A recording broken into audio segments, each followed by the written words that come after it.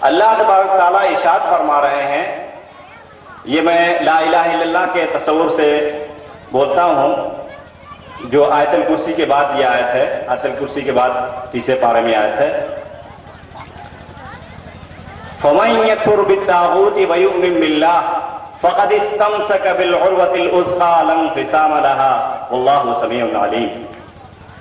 یہ جو دنیا کا جو طاغوتی نظام ہے، اس کی مخالفت کریے، پھر اس کے بعد کلمے پر آئیے۔ فَمَن يَكْفُرْ بِالطَّاغُوتِ کا مطلب ہے جو انکار کرے گا یہ طاغوتی نظام کا، کسی کا بھی نظام ہو، وَيُؤْمِن بِاللَّهِ اور اس کے بعد اللہ پر ایمان لے آئے، فَقَدِ اسْتَمْسَكَ بِالْعُرْوَةِ الْوُثْقَىٰ لَا انفِصَامَ لَهَا وَاللَّهُ سَمِيعٌ عَلِيمٌ۔ پھر اس نے ایک مضبوط چیز کو پکڑ لیا جسے کوئی ہلا نہیں سکتا، ٹس سے مس نہیں کر سکتا۔ اسی طرح سے کنتم خیر امت کا بھی وہی ہے کہ آپ بہترین امت ہو، آپ لوگوں کو برائی سے نکالتے ہو، برائی سے روکتے ہو، اچھائی کی طرف دعوت دیتے ہو۔ پھر اللہ تبارک تعالیٰ نے فوراً کہا کہ اگر یہود لوگ اہل کتاب ایمان لاتے تو وہ اچھا ہو، بہت اچھا ہوتا ان کے لیے۔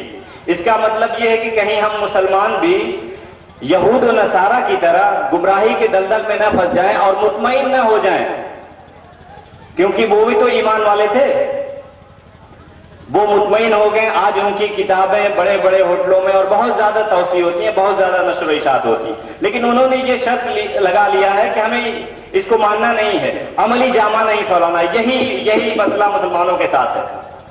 قرآن کریم سمجھائیے، نہیں سمجھ میں آیا، میں اپنے مفتی صاحب سے فون کر کے پوچھتا ہوں، اللہ کی کتاب آپ کو سمجھ میں نہیں آ رہی، رسول اللہ صلی اللہ علیہ وسلم کی حدیث آپ کو سمجھ میں نہیں آ رہی، پھر آپ اپنے جب یہ بات جس کا ہوگا اس کو آپ قیامت تک نہیں سمجھا سکتے۔ اور بہترین طریقہ یہ ہے کہ آپ قرآن کریم سے ٹیسٹ کر لیجئے، اگر وہ ایمان ہے، ایمان کا جذبہ ہے تو اور آپ کے قریب آ جائے گا یا پھر اور دور ہو جائے گا۔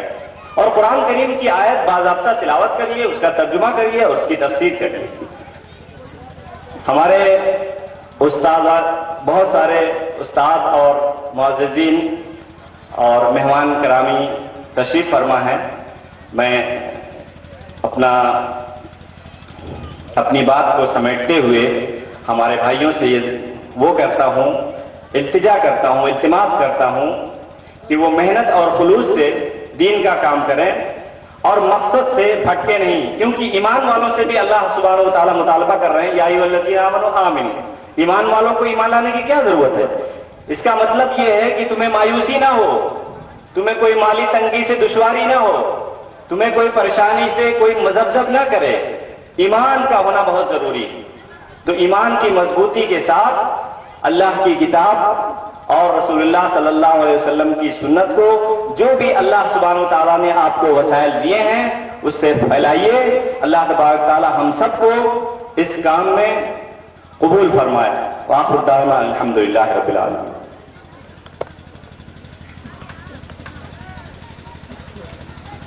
جزاکم اللہ خیرا۔ خیر الکلام ما قل ودل، انتہائی مختصر اور مدلل گفتگو آپ نے کی، اللہ تعالیٰ آپ کو جزائے خیر سے نوازے۔ یہاں تک میں سمجھتا ہوں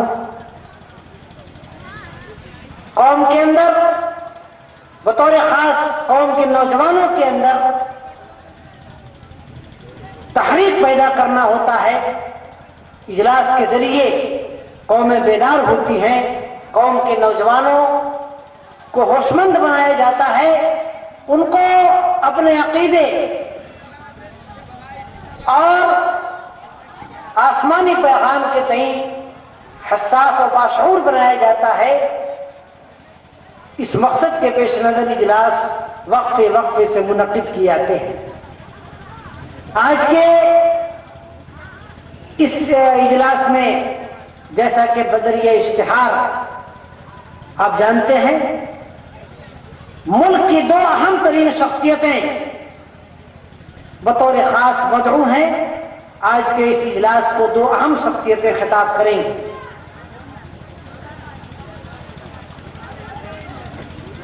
اس علاقے کے مقبول خاص و عام اور انتہائی قابل قدر شخصیت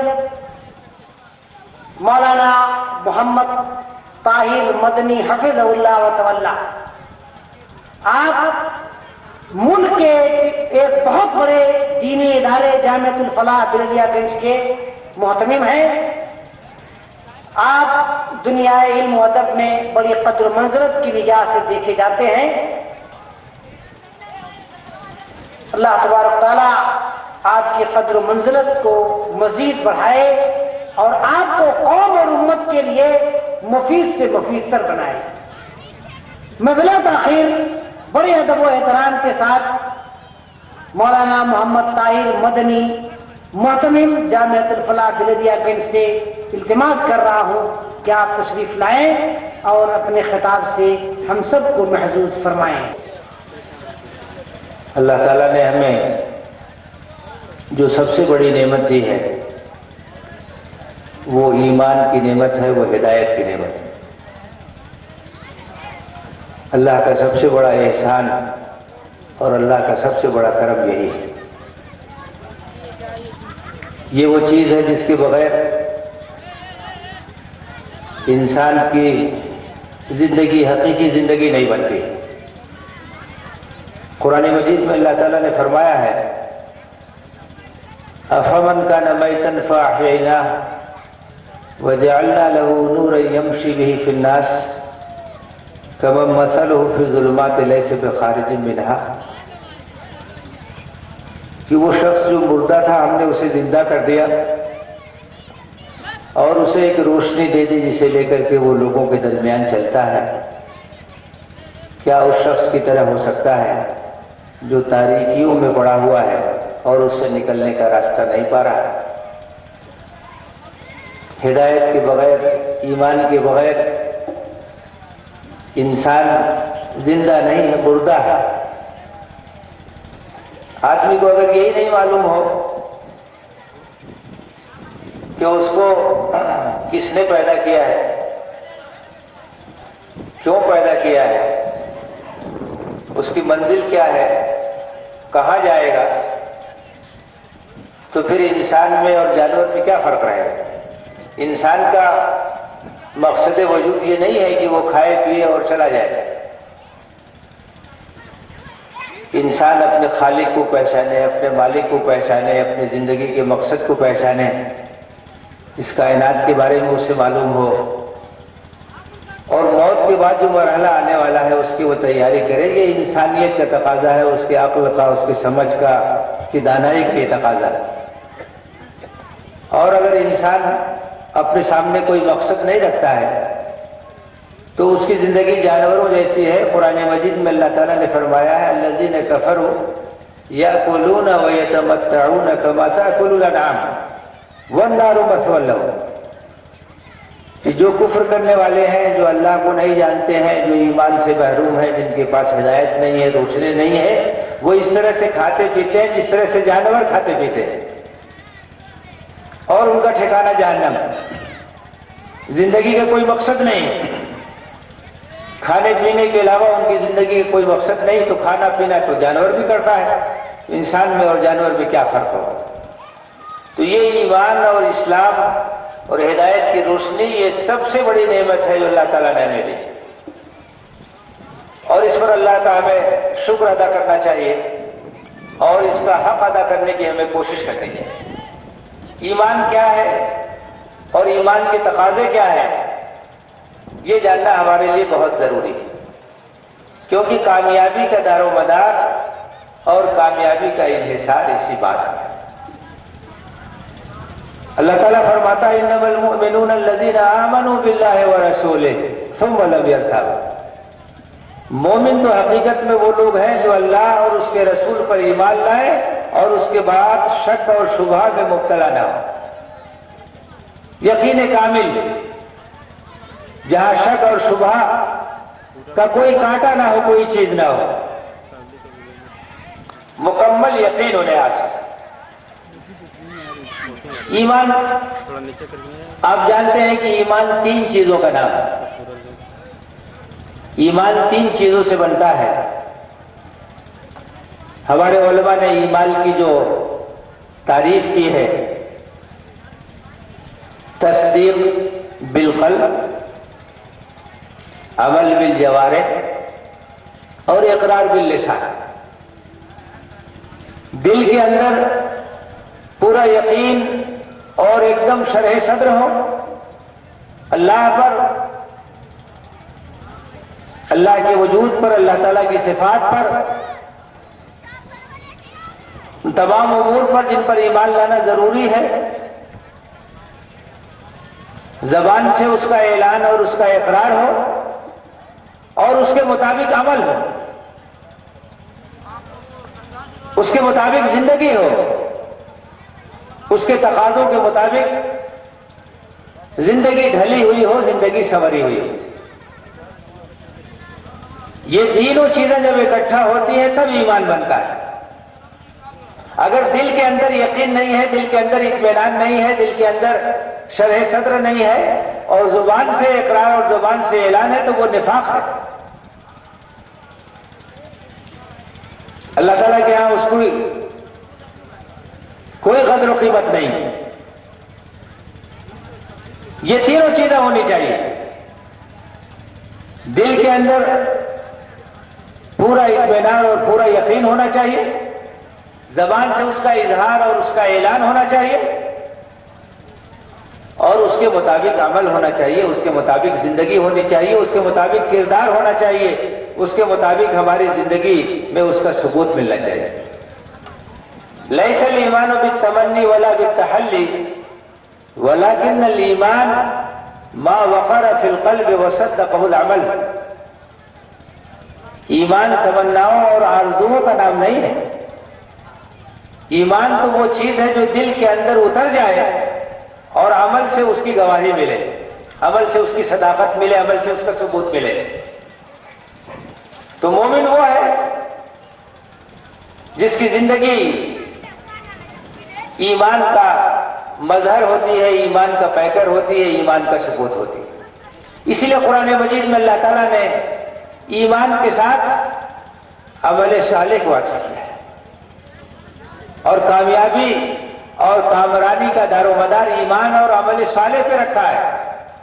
والعصر ان الانسان لفی خسر، زمانے کی قسم، تمام انسان خسارے میں ہے، تمام انسان گھاٹے میں ہے، الا الذین آمنوا وعملوا الصالحات، سوائے ان لوگوں کے جو ایمان لائے اور نیک عمل کیا، وتواصوا بالحق وتواصوا بالصبر، اور حق کی وصیت اور حق کی تاکید کی اور صبر کی تلقین اور صبر کی تاکید کی۔ تو کامیابی اور کامرانی کا دار و مدار ایمان اور عمل صالح پر ہے۔ یہ وہ حقیقت ہے جو قرآن میں بار بار بیان کی گئی اور اہل ایمان کی صفات کو مختلف انداز سے قرآن نے واضح کیا ہے، احادیث میں اسے بیان کیا گیا ہے تاکہ ہمارے سامنے ایک آئینہ ہو، ہمارے سامنے ایک معیار ہو، ہمارے سامنے ایک کسوٹی ہو جس پر پرکھ کر کے ہم اپنی تصویر کو دیکھ سکیں، ہم اپنے آپ کو دیکھ سکیں، ہم اپنے بارے میں جائزہ لے سکیں، ہم اپنا احتساب کر سکیں۔ وہ صفات جو قرآن میں اہل ایمان کی بیان کی گئی ہیں وہ ایمان کی کسوٹی ہے اور مختلف انداز سے مختلف پیراوی میں اللہ تعالیٰ نے اسے بیان کیا۔ سب سے بڑی بات اور سب سے بڑی حقیقت یہ ہے کہ ایمان کا جو معاملہ ہوتا ہے قرآن نے اسے بے اور شرع سے تعبیر کیا ہے۔ سورہ توبہ کے اندر اللہ تعالیٰ نے فرمایا ہے ان اللہ اشتری من المؤمنین انفسهم واموالهم بان لهم الجنہ، بے شک اللہ تعالیٰ نے اہل ایمان سے ان کی جان اور ان کے مال کو جنت کے بدلے میں خرید لیا۔ میرے بھائی اور میرے بزرگوں، آپ اس بات پہ غور کیجئے کہ ایمان کی حقیقت کیا ہے۔ ایمان بے و شرع کا نام ہے اور اللہ تعالیٰ نے اہل ایمان سے ان کے مال کو، ان کے جان کو، ان کی تمام چیزوں کو جنت کے بدلے میں خرید لیا۔ جب ہم نے کہہ دیا لا الہ الا اللہ محمد رسول اللہ، جب ہم نے کہہ دیا آمنت باللہ، تو گویا ہم نے اپنا سب کچھ اللہ کے حوالے کر دیا، سب کچھ اللہ کے ہاتھ سونپ دیا، سب کچھ بیچ دیا۔ اور آپ جانتے ہیں کہ اگر آدمی کسی چیز کا سودا کر لے، کسی چیز کو بیچ دے، تو اب اسے یہ حق نہیں ہے کہ اس کے اوپر اپنی مرضی چلائے۔ آپ نے اپنا سامان اگر کسی کے ہاتھ بیچ دیا تو اب آپ کی مرضی اس پہ نہیں چلے گی، جس نے خریدا ہے اس کی مرضی اس پہ چلے گی۔ اور اگر آپ اپنی مرضی چلاتے ہیں اس کے اوپر تو اس کا مطلب یہ ہے کہ آپ جو بیع و شرا کرتے ہیں اس کی خلاف ورزی کرتے ہیں۔ تو اللہ تعالیٰ نے اہل ایمان سے ان کی جان کو، ان کے مال کو جنت کے بدلے میں خرید لیا ہے۔ اب اس جان کو وہی لگنا چاہیے جہاں اللہ تعالیٰ کا حکم ہو، اس مال کو وہی لگنا چاہیے جہاں اللہ تعالیٰ کا حکم ہو۔ اب ہمارے اوپر ہمارا کوئی اختیار نہیں ہے، سب اختیار اللہ تعالیٰ کا ہے۔ ہماری جان، ہماری صلاحیت، ہمارا مال، ہمارے پاس جو کچھ ہے یہ سب اللہ کا ہے، اللہ کی امانت ہے، اور وہی لگنا چاہیے جہاں اللہ تعالیٰ نے حکم دیا ہے۔ ان اللہ اشتری من المؤمنین انفسهم واموالهم بان لهم الجنہ، اللہ تعالیٰ نے اہل ایمان سے ان کے مال کو، ان کے جان کو جنت کے بدلے میں خرید لیا ہے۔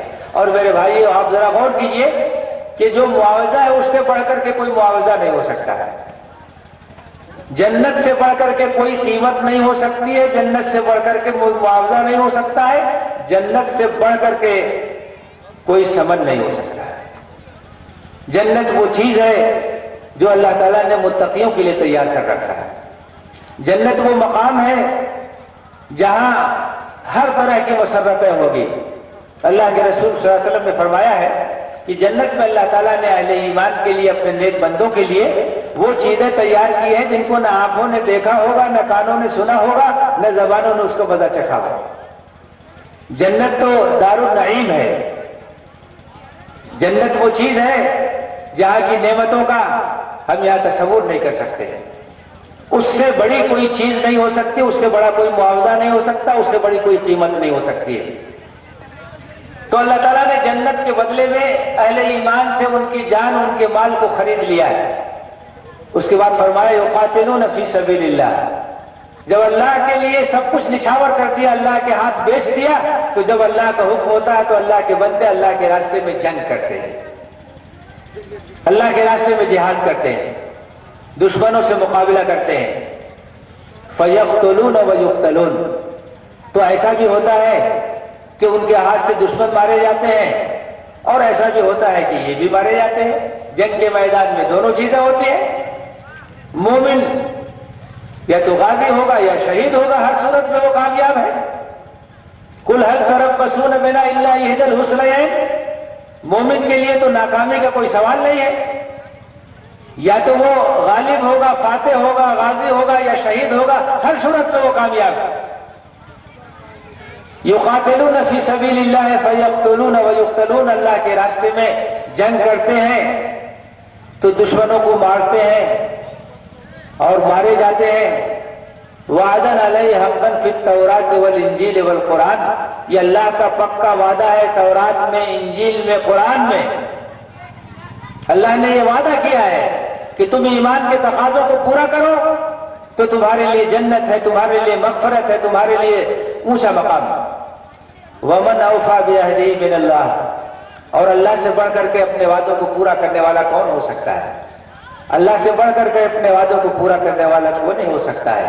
فاستبشروا ببیعکم الذی بایعتم بہ، تو جو سودا تم نے چکایا ہے اس پر تم خوشیاں مناؤ، اس سے زیادہ نفع کا کوئی سودا نہیں ہو سکتا ہے۔ وذالک هو الفوز العظیم، اور یہی بڑی کامیابی ہے، یہ ایمان کی حقیقت ہے۔ اس لیے اس بات کو ہمیں سمجھ لینا چاہیے کہ ایمان اور خود مختاری یہ دونوں چیزیں اکٹھا نہیں ہو سکتی ہیں۔ مومن خود مختار نہیں ہو سکتا ہے، مومن آزاد نہیں ہو سکتا ہے، مومن پابند ہے اللہ اور اس کے رسول کا۔ مومن وہی کہے گا، وہی کرے گا جس کا حکم اللہ دے گا، اللہ کا رسول دے گا۔ یا ایھا الذین آمنوا اطیعوا اللہ واطیعوا الرسول، اے ایمان والو اللہ کی اطاعت کرو اور رسول کی اطاعت کرو۔ وَأُولِي الْأَمْرِ مِنْكُمْ، اور اپنے اولو الامر کی اطاعت کرو۔ اللہ اور اس کے رسول کی اطاعت، یہی مومن کا شیوا ہونا چاہیے۔ آج ہم دیکھتے ہیں کہ ہم ایمان کا دعویٰ بھی کرتے ہیں آزاد، اور یہ اطاعت اور یہ فرما برداری جو مطلوب ہے یہ پوری زندگی میں مطلوب ہے۔ ہم اپنی زندگی کو مختلف خانوں میں نہیں بانٹ سکتے ہیں، مختلف حصوں میں نہیں بانٹ سکتے ہیں، ہماری چاہے مسجد کے اندر کی زندگی ہو یا مسجد کے باہر کی زندگی ہو، ہماری چاہے گھر کی زندگی ہو چاہے بازار کی زندگی ہو، چاہے ہمارا اخلاق ہو چاہے ہمارا لین دین ہو، چاہے ہمارے تعلقات ہو چاہے ہماری دشمنی ہو چاہے ہماری دوستی ہو، سب کچھ اللہ اور اس کے رسول کے بتائے ہوئے طریقے کے مطابق ہونی چاہیے۔ اللہ تعالیٰ کا مطالبہ کیا ہے؟ یا ایھا الذین آمنوا ادخلوا فی السلم کافہ، اے ایمان لانے والو پورے کے پورے اطاعت میں، فرما برداری میں، اسلام میں داخل ہو جاؤ، مکمل اطاعت اور مکمل فرما برداری اختیار کرو۔ ولا تتبعوا خطوات الشیطان، اور شیطان کے نقش قدم کی پیروی مت کرو، انہ لکم عدو مبین، وہ تمہارا کھلا ہوا دشمن ہے۔ پوری زندگی میں اللہ کی اطاعت ہونی چاہیے، اور اللہ تعالیٰ نے ہمیں جو دین دیا ہے وہ دین کامل ہے، اس کے اندر کوئی نقص نہیں ہے، اس کے اندر کوئی کمی نہیں ہے کہ اس کمی کی تلافی ہم کہیں اور سے کریں گے۔ مکمل دین ہے، مکمل نظام ہے، مکمل ضابطہ ہے، اور اس کی تمام تعلیمات پر ہمیں عمل کرنا ہے۔ سورہ مائدہ کے اندر اللہ تعالیٰ نے فرمایا الیوم اکملت لکم دینکم واتممت علیکم نعمتی ورضیت لکم الاسلام دینا، آج میں نے تمہارے لیے تمہارے دین کو مکمل کر دیا اور تم پر اپنی نعمت کا اتمام کر دیا، اور دین کی حیثیت سے اسلام کو تمہارے لیے پسند کیا۔ تو یہ دین کامل ہے۔ اللہ کے رسول صلی اللہ علیہ وسلم کا جو اسوہ ہے وہ اسوہ کاملہ ہے، اور ہمیں ساری زندگی میں اللہ اور اس کے رسول کی اطاعت اختیار کرنی ہے۔ آج ہم نے اپنی زندگی کو مختلف خانوں میں بانٹ دیا ہے۔ ہم کاروبار کرتے ہیں تو اس میں اسلام کی تعلیمات